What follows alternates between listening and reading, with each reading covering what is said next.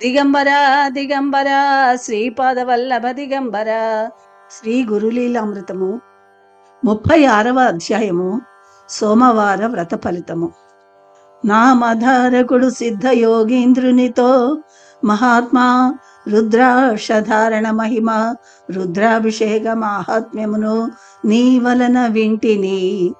ఇంకను శ్రీ గురుదేవుల వారా అభినవ సావిత్రికేమి ఉపదేశించురో సెలవీయ ప్రార్థనమని వేడెను. సిద్ధముని నామధారకునకు ఇట్లు తెలిపెను.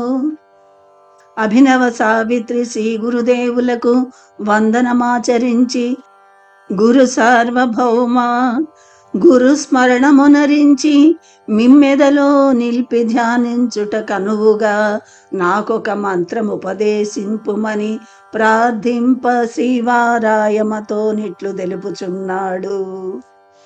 సుమంగళి, స్త్రీలకు మంత్రోపదేశమునరింపకూడదు. వారికి పతిసేవ కన్నా నిహపర సాధకమౌ మార్గం ఇంకొకటి లేదు. మున్ను శుక్రాచార్యుడు స్త్రీలకు మంత్రోపదేశమునరించి ముప్పుల పాలయ్యను. పూర్వము దేవతలకును రాక్షసులకును పోరు ఘోరముగా వసగినది. వజ్రాయుధముచే రాక్షసులను దేవేంద్రుడు హతమార్చుచుండెను. మృత సంజీవిని విద్యా ప్రభావముచే చచ్చిన రాక్షసులనెల్లరూను శుక్రాచార్యుడు బ్రతికించుచుండెను. దేవతలకు రాక్షసుల బాధ తప్పదయ్యను. సురులకు జయము లభించు మార్గము గోచరించదైనది. ఇంద్రునకు శ్రమయే మిగిలెను.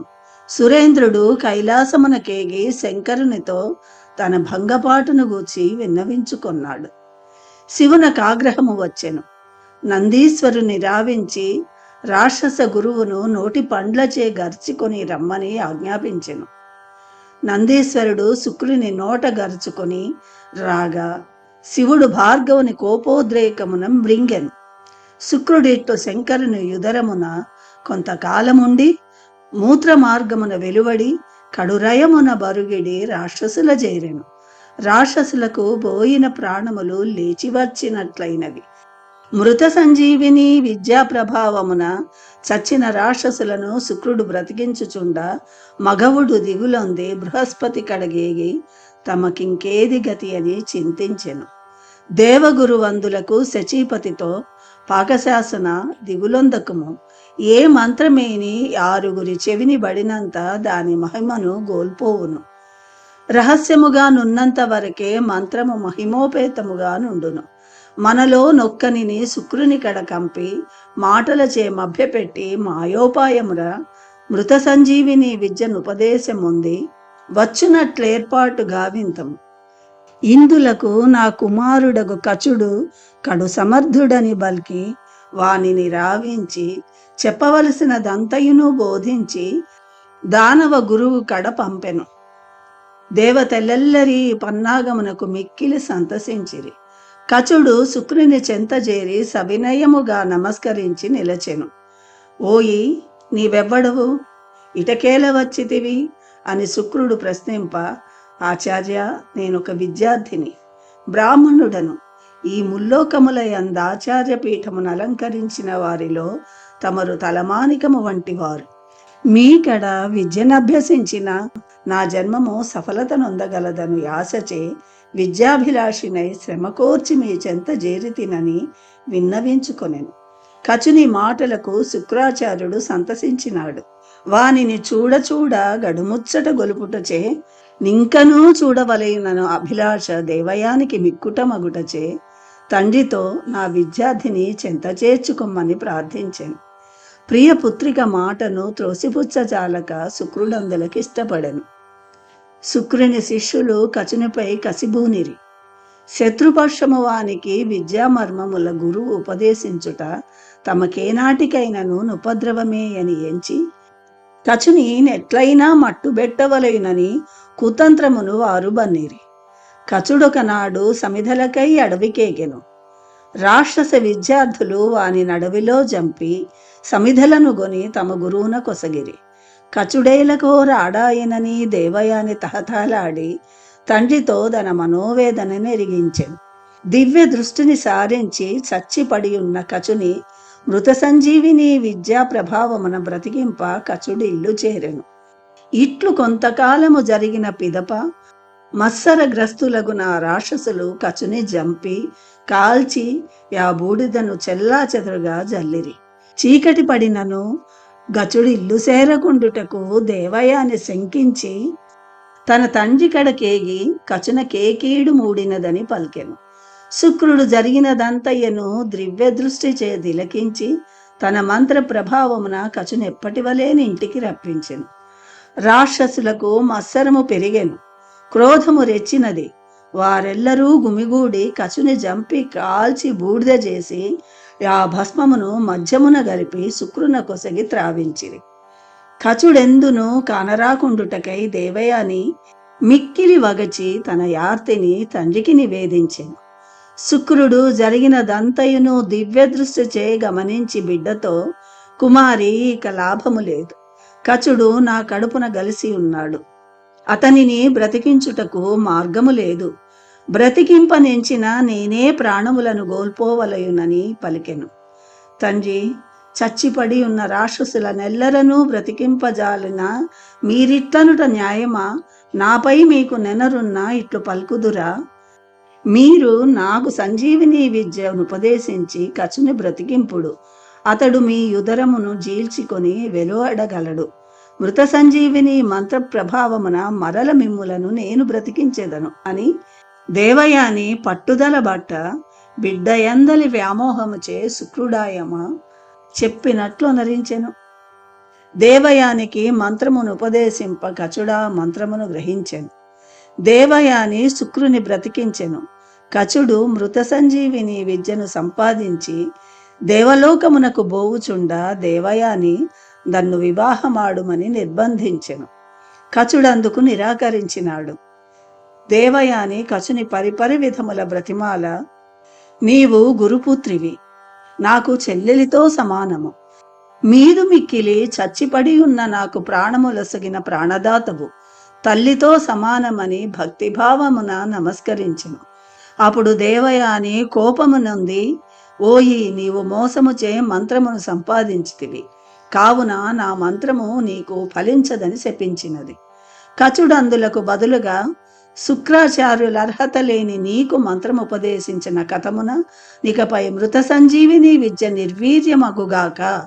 నీవు బ్రాహ్మణుని కుమార్తెవై ఉన్నను క్షత్రియుడు నిన్ను వరించుగాక అని ప్రతిశాపము నొసగెను.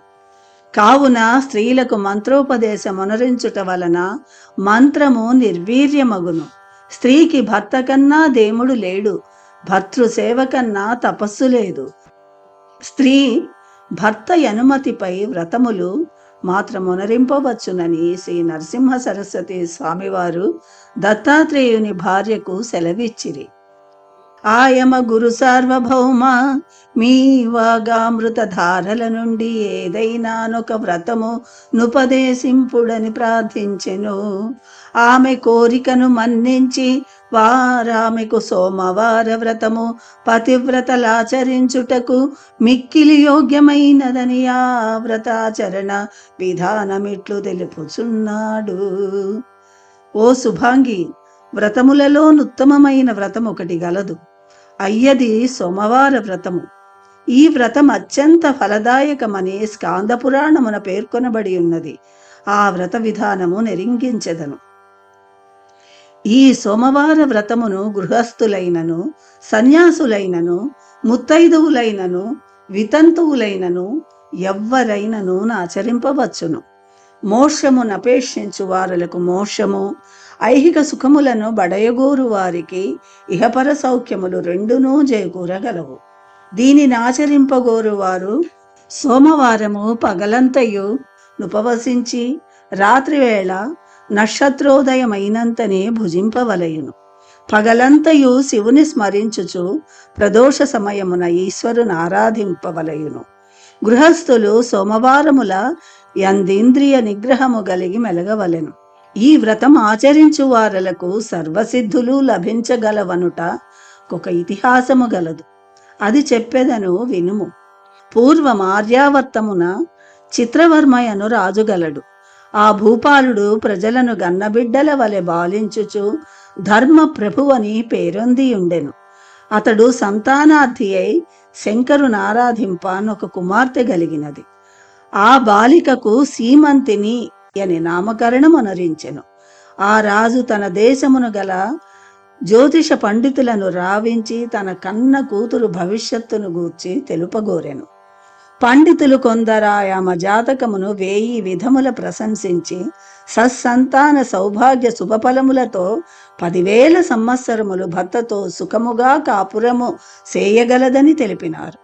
రాజు పట్టరాని ఆనందమున పండితులకు పట్టు పుట్టములతో బాటు పసిడి కానుకలనిచ్చి తాంబూలమొసగి సత్కరించెను. ఒక పండితుడా సీమంతికి జాతకము మేరకు 14వ ఏట భర్తృవియోగం ఏర్పడునని వక్కాణించెను. పిడుగుపాటి ఆ కఠోర వాక్యమును విని సభాసదులెల్లరూ చెవులు మూసుకొని శివశివా అని పలికిరి. రాజదంపతులు కొంతవడికి తెప్పరిల్లి విధి నిర్ణయమునకెల్లరూ విధేయులు. శివుని ఆజ్ఞ ఎట్లు కాగలదని ఎంచి ఊరకుండిరి. ఇట్లుండా కొంతకాలమునకు చిత్రవర్మ మహారాజ సౌధమునకు యాజ్ఞవల్క్య మహర్షి ఇల్లాలు మైత్రేయి అరుదించినది. రాజదంపతుల మునిపత్నిని మిక్కిలి గౌరవించిరి.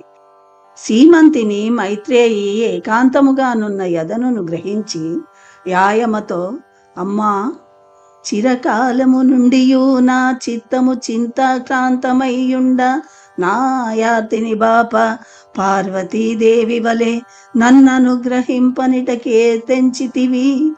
స్త్రీలకు సౌభాగ్యము చిరస్థాయిగా వర్ధిల్లు మార్గమును నాకుపదేశించి నన్ను కరుణింపబలయును. ఇందులకు సర్వమంగళవలే సర్వసమర్థురాలివి నీవే. నీకన్నా నాకు దిక్కెవరని పాదములపై బడెను. అందులకు మైత్రేయి సీమంతినితో, బిడ్డా, అధైర్యపడకుము. సోమవార వ్రతములను ఆచరింపుము. భవానీ శంకరుల కరుణ వలన సమస్త సౌభాగ్యములను అనుభవించగలవని ఊరడించెను. అందులక కన్యారత్నము, తల్లి, ఆ వ్రత విధానమెట్లని ప్రశ్నింప తద్విధానము మైత్రేయి శ్రీమంతినికిట్లు తెల్పెను. ప్రతి సోమవారము నాడు పరిశుభ్రముగా స్నానమాచరించి గౌరీ శంకరులను పూజింపవలయును. శివునకు అభిషేకమునరించుటచే పాపనాశనమగును. పీఠ పూజ వలన సామ్రాజ్య లాభము కలుగును. సుగంధ పుష్పములు, శ్రీగంధము, అక్షతల నర్చించుట వలన సర్వ సౌభాగ్యములు గలుగును. ధూపదీపములను సగుటచే శరీరమునకు తేజో బల పరాక్రమములను, నైవేద్యము వలన సర్వ సుఖోపభోగమును, తాంబూలము వలన చతుర్విధ పురుషార్థములు గలుగును. శివ పంచాక్షరి జప మహాత్యమున అష్టైశ్వర్యములు, అష్టసిద్ధులు లభించగలవు.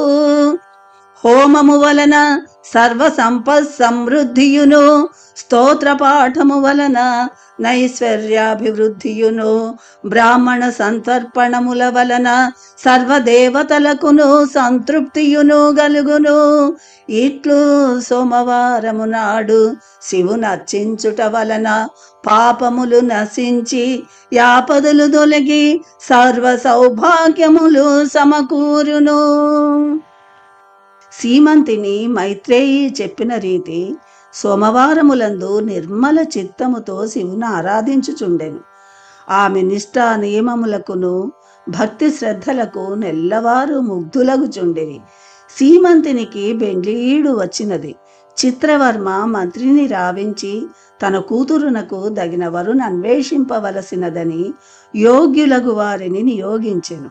మంత్రి ప్రేషితులగు భూసురుడు నలుని వంశీయుడగు ఇంద్రసేన కుమారుడు చంద్రాంగదుడు సీమంతునికి తగిన భర్తయని తెలిపిరి. ఒక శుభముహూర్తమున సీమంతునికి చంద్రాంగదునకు వివాహం అతి వైభవముగా జరిగినది. చంద్రాంగదుడు అత్తవారి ఇంట పెండ్లి అయిన క్రొత్తలో కొన్ని దినములు సుఖమనుభవించుచుండెను. సీమంతిని చంద్రాంగదులు చిలుక గోరువంకల వలె సమస్త సుఖోపభోగముల ననుభవించుచుండిరి. ఒక దినము చంద్రాంగదుడు యమునా నది యందు జల క్రీడలు సలుప మక్కువ చెంది వెంట కొంత పరివారము నీడుకొని వెడలెను.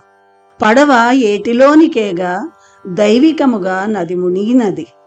పడవతో బాటు చంద్రాంగదుడును మునిగిపోయెను. పడవలోని వారు హాహాకారములు చేసిరి. ఒడ్డుననున్నవారు గగ్గోలు పడిరి. వారు వీరేకమై నీటిలో మునిగి చంద్రాంగదునికై వెదకినారు. అతని జాడ కానరాలేదు.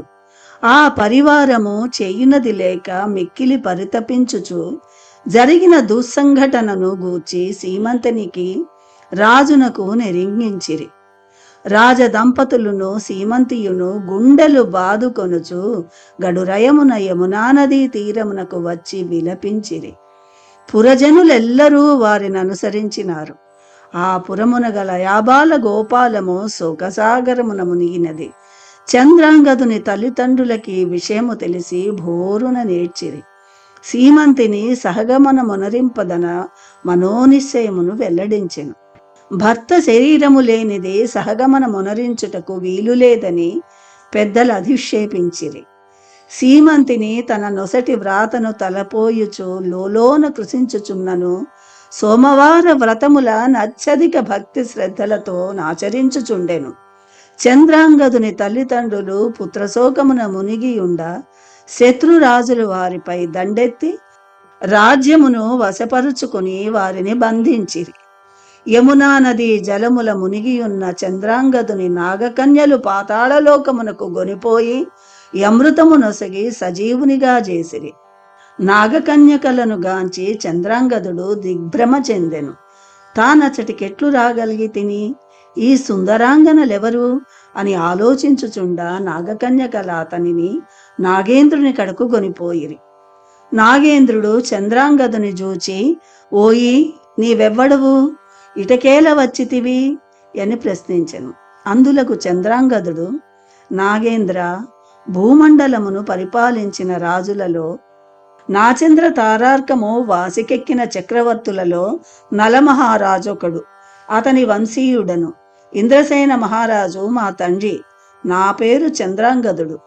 క్రొత్త పెండ్లి కొడుకునై ఎత్తవారి ఇంట నుండి జలక్రీడలను ఆనందించుటకై యమునా నది యందు విహరించుచుండ దైవయోగమున మీ దరిజేరి తిని.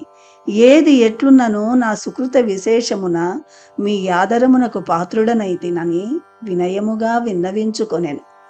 నాగేంద్రుడు, రాకుమార, నీ సౌజన్య సౌశీల్యములను నీ వినయము చెప్పకయే చెప్పుచున్నది. మీ ఇలవేల్పులెవరు? ఓ మహాత్మా, వేల్పులకు వేల్పగు శంకరుడే మా ఇలవేల్పు.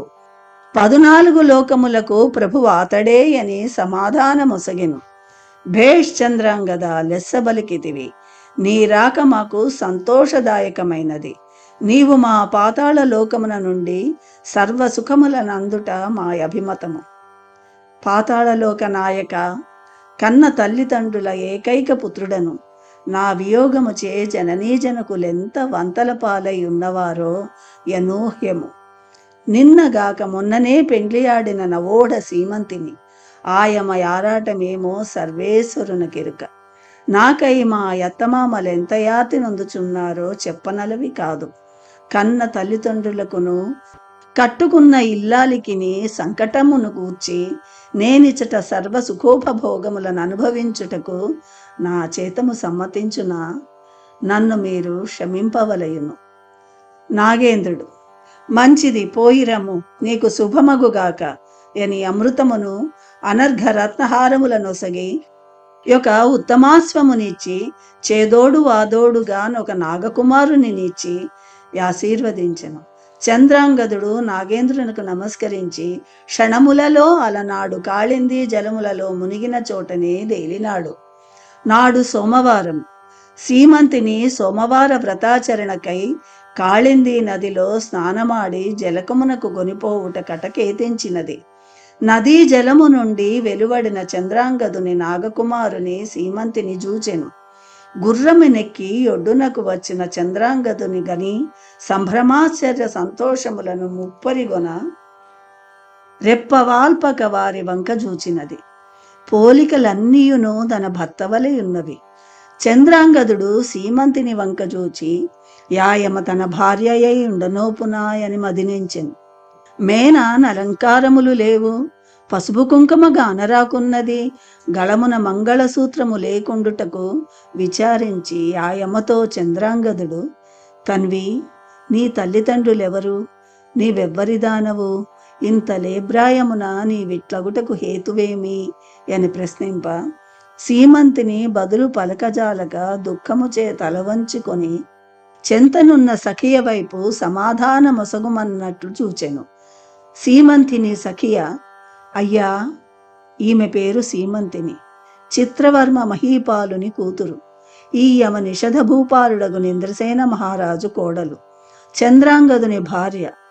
నూతన దంపతులిరువురు అన్యోన్యముగా నుండ దైవము చూచి సహింపజాలక గాబోలు యమునా నది యందు జలక్రీడలకై వెడలిన చంద్రాంగదు నీమెకు దూరము చేసెను. అలనాటి నుండి మా సీమంతిని పతివియోగ భారము నోపజాలక దిగులుచే కృంగి కృశించినది అని తెలిపెను. చంద్రాంగదుడి వనిత ఎత్తమామలెట్లున్నవారు? ఈయమ ఇచ్చటికేల వచ్చినదని ప్రశ్నించెను. అందులక చెలికెత్తే, అయ్యా, ఇంకెక్కడి అత్తమామలు? శత్రురాజులు ఇంద్రసేనును నోడించి రాజ్యము చేజిక్కించుకొని వారిని కారాగృహమున బంధించిరి. ఈ యమ పుట్టినింటనున్నను సర్వకాల సర్వావస్థల యందు శివుని స్మరించుచు కాలమెట్లో గడుపుచున్నది. నేడు సోమవారం అగుటచే శివుని అభిషేకించుటకై జలమును కొనిపోవచ్చితిమి అన్నది. సీమంతిని తన సఖియతో, వీరలెవరో కామరూపమున దాల్చి మనుజుల వలనిటకే తెంచిన దేవతలో, సిద్ధులో, గంధర్వులో గావలియును. లేకున్నా మన వృత్తాంతమును సవిస్తరముగా నడిగి తెలుసుకొననేలా.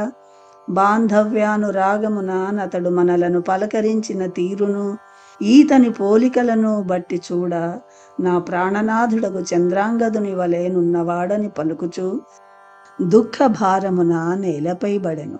అంత నా యువకుడు మెల్లగా, సీమంతిని చెవిలో, బేలా, దిగులొందకము, కొంచెం ఓపిక వహింపుము, నీ పెనిమిటి సుఖముగా నున్నవాడు. అతడును నేనును నొకటిగా కలిసిమెలిసి ఉంటిమి. అతడొకటి నేనొకటి కాదు. కావుననే నీకిట్లు తెలుపుచున్నాను. నీ పెనిమిటి నీ చెంతనే గలడు.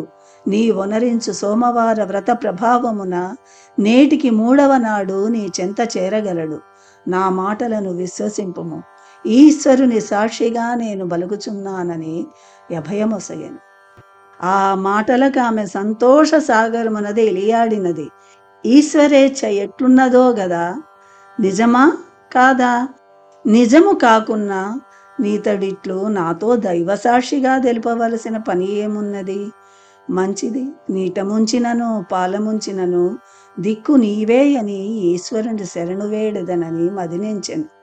చంద్రాంగదుడు తల్లిదండ్రుల ఇడుముల పాపుటకై యా తరుణి నచట వదలి గుర్రమునెక్కి నాగకుమారుని వెంటనిడుకొని మనోవేగమున నిషధకేగెను. తండ్రిని తల్లిని చెరయందుంచిన దాయాదుల కడకు రాయబారమంపినాడు. నాగకుమారుడా దుర్మార్గుల కడ కరిగి, అయ్యలారా, చంద్రాంగదుడు యమునలో పడిపోయెనని ఎంచి మీరాతని తల్లిదండ్రుల నోడించి రాజ్యమును అపహరించితిరి. చంద్రాంగదుడు పాతాళమునకేగి నాగేంద్రుని కడ నుండి మరలి వచ్చినాడు. అతని తల్లిదండ్రులను విడుదల చేసి వారి రాజ్యమును వారికప్పగించిన మంచిది. లేకున్నా రాయబారమును నడుపవచ్చిన నేనే మిమ్ములను మట్టుబెట్టుదునని పలికెను. వారి దిగులొంది నాగకుమారుని శరణు వేడిరి. చెరసాల యందున్న ఇంద్రసేన మహారాజును భార్యా సమేతముగా సగౌరవముగా రప్పించి వారి రాజ్యమును వారికిచ్చిరి. నాగకుమారుడు ఇంద్రసేన మహారాజును చూచి, రాజేంద్ర, నాగేంద్రుని సందర్శన మొనరించుకొని నీ కుమారుడు చంద్రాంగదుడు మరలి వచ్చి ఉన్నాడను శుభవార్తను తెలిపెను. రాజు పురోహితామాచ ప్రధాన పౌరజనులను వెంటనిడుకొని చంద్రాంగదుని చూడ బయలుదేరెను. కుమారుని చూచి తల్లిదండ్రుల ఆనంద సుధాబ్దిలో ఒలలాడిరి. చంద్రాంగదుడు తల్లిదండ్రులకు నమస్కరించెను. పురోహితులు ఆశీర్వదించిరి. మిగిలిన వారెల్లరూ నమస్కరించిరి.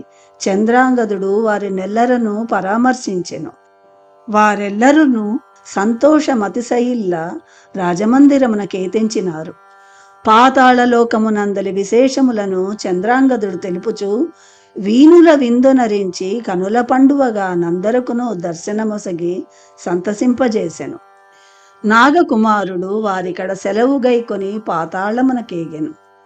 ఇంద్రసేన మహారాజు చంద్రాంగదుడు క్షేమముగా మరలి వచ్చిన వృత్తాంతమును చిత్రవర్మ మహారాజునకు తెలియనంపెను. వార్తాహరులు జవనాశ్వములపై గడురయమున నేగి ఆ శుభవార్తను రాజునకెరిగించిరి. చిత్రవర్మ ఆ శుభవార్తను అందించిన వారలకు విలువైన బహుమానములొసంగి సంతసింపజేసెను. రాజదంపతులు సీమంతినుల ఆనందమే ఆనందము. ఇంద్రసేన మహారాజును సపరివారముగా రప్పించి వచ్చిన వారినెల్లరును యథోచితముగా చిత్రవర్మ సత్కరించెను.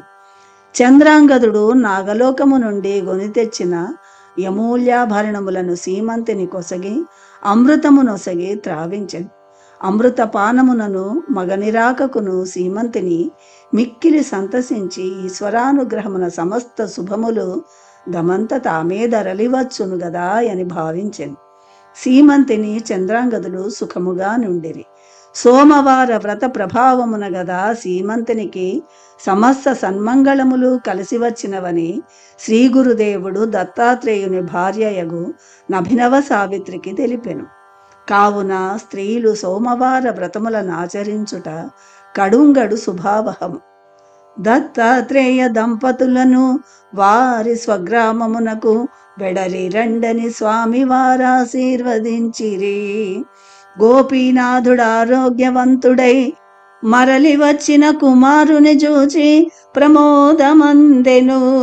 కోడలి పాతివ్రత్య ప్రభావమును గొనియాడెను.